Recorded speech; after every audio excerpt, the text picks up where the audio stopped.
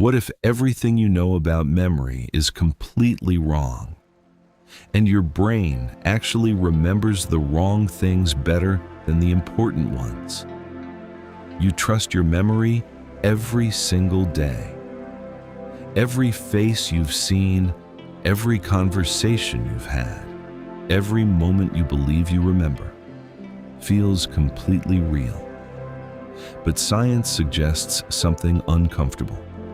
Your memory is not a recorder. It is a storyteller.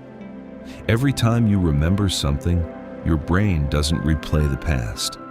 It rebuilds it from fragments.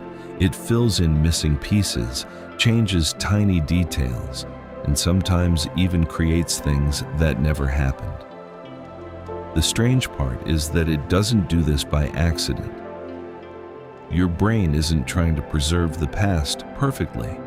It's trying to help you survive. That means unusual, emotional, or unexpected moments are often remembered far more clearly than ordinary ones, even if they're less accurate. And the strangest part, you don't even notice. The memory feels just as real as the day it happened.